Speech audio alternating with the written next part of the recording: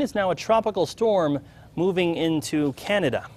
And actually some strong winds right now in near the metro. Let's get right into it, showing what we're talking about. Doppler radar shows a couple of storms trying to sneak into the Albuquerque area, really not of any significance, but really to our north is where we want to look. A pretty strong cell as we see right kind of northwest of the Zia Pueblo making its way to the Santa Ana and to the south and the east. 50-mile-per-hour winds in this thing, possibly some hail, heavy downpours, and some rain. So if you are in this region, take shelter because this is a pretty strong storm. Not at severe status, but 50-mile-per-hour wind is dangerous when it comes to storms. As we look to the north and east a little bit, some strong storms making their way into Las Vegas, rain in that area, and then in the Sangre de Cristo Mountains, and then also Raton seeing a little bit of activity. A lot of lightning and some heavy rain with these storms, and we can't rule out some hail. We'll start to see them diminishing as we get into the midnight hour, so we'll hang on to these storms for the next few hours. Also, a pretty busy day for some storms in Durango. Once again, a lot of lightning, as you can see,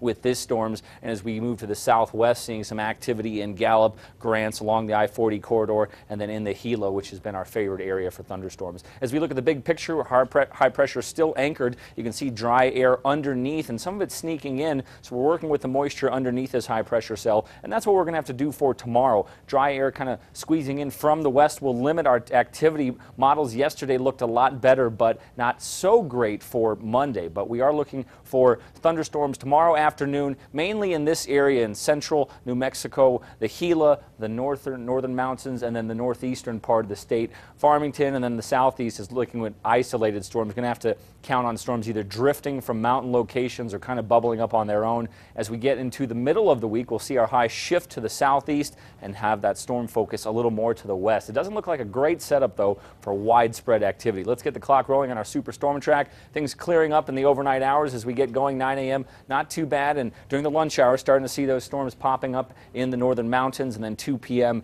we're seeing them kind of bubble up and then maybe shifting into valley locations, but the focus you can see really is in the central and northern part of the state. As we get into Tuesday, it'll be a similar setup as far as our storms are concerned.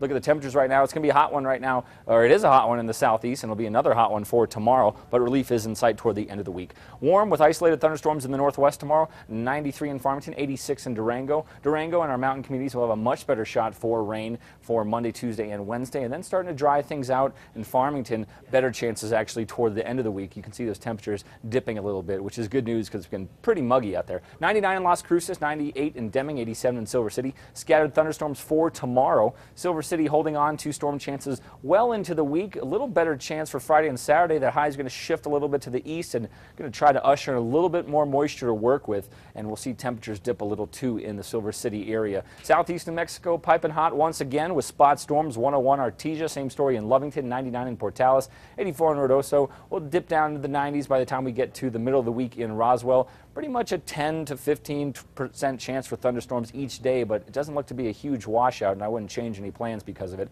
98 in Tucumcari, scattered storms for tomorrow. 86 in Las Vegas, 80 in Mora, 92 in Raton. Those storms continuing through the evening hours in Raton tonight. Las Vegas, wet weather ahead for the next few days. A little bit of a break for Thursday and Friday, and then trying to squeeze some more moisture in toward the end of the week. Northern Mountains, 75 in Red River, 87 in Santa Fe, 81 in Chama. Afternoon thunderstorms on tap in the Northern Mountains.